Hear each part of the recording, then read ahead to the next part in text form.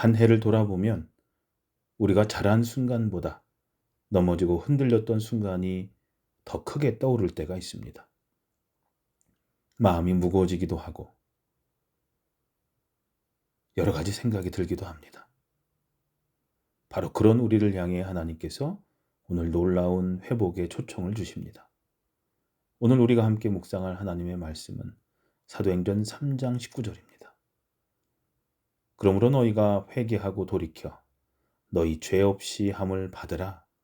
이같이 하면 새롭게 되는 날이 주 앞으로부터 이를 것이요.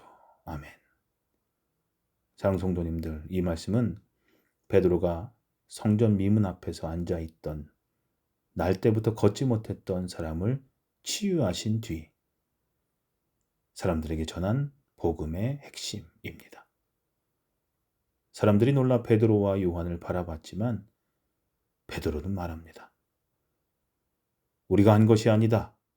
예수님의 은혜가 이 모든 일을 이루었다. 그리고 이어서 오늘 말씀을 선포합니다.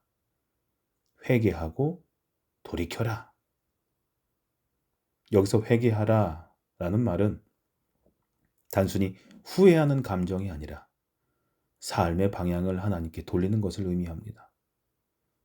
우리가 죄를 인정하고 하나님께 마음을 돌릴 때 하나님께서는 그 즉시 우리를 받아주시고 죄를 씻어주시며 다시 새롭게 시작할 수 있는 은혜의 길을 열어주십니다.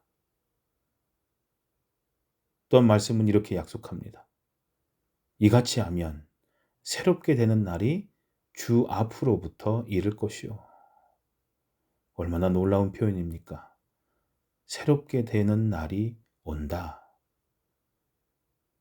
그날은 인간이 스스로 만들어내는 변화가 아니라 주님으로부터 오는 은혜의 날이라는 겁니다.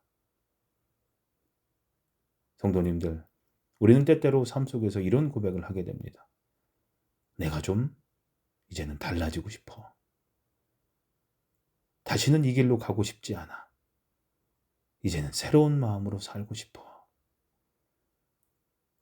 그러나 우리의 의지와 노력만으로는 삶이 완전히 바뀌기 어렵습니다. 그때 필요한 것이 바로 돌이킴입니다. 하나님을 향해 방향을 바꿀 때 하나님은 반드시 우리에게 새 힘, 새 은혜, 새 마음, 새 날을 주십니다. 여기서 말하는 새롭게 되는 날은 단순히 하루가 새롭다는 말이 아닙니다. 우리의 영혼이 새로워지고 생각이 새로워지고 삶의 태도가 새로워지고 하나님과의 관계가 다시 회복되는 날입니다. 하나님은 회개하는 사람을 절대 외면하지 않으십니다. 돌아오는 자녀를 기쁘게 맞으십니다. 죄를 씻는 것에서 끝나지 않고 완전히 새롭게 만드시는 분이십니다. 오늘 본문 말씀은 우리에게 큰 소망을 줍니다. 내가 어떤 상태든지, 내 마음이 얼마나 무너져 있든지, 지난날에 어떤 흔적이 남아있든지 하나님께 돌이키는 순간 새롭게 되는 날이 시작됩니다. 성도님들, 혹시 오늘 마음 어딘가에 정리되지 않은 죄책감이 있으십니까? 반복되는 연약함 때문에 실망하고 있으십니까? 하나님과의 관계가 예전 같지 않다라고 느껴지십니까? 오늘 하나님께서 이렇게 말씀하십니다. 돌아오너라. 그러면 내가 너를 새롭게 하겠다.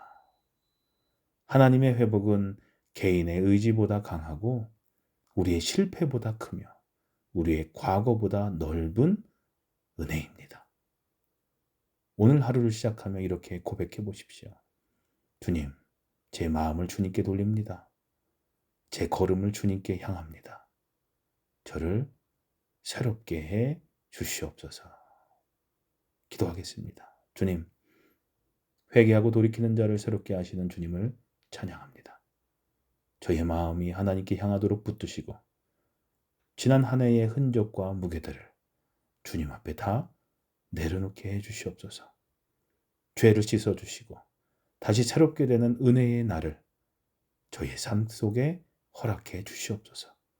오늘도 주님께로 돌아가는 발걸음 속에 회복과 평강을 부어 주시옵소서. 예수님의 이름으로 기도합니다. 아멘. 이 시간 주님 제 삶에 새롭게 되는 날을 허락해 주시옵소서 하는 기도를 잠시 더 하는 시간 갖도록 하겠습니다.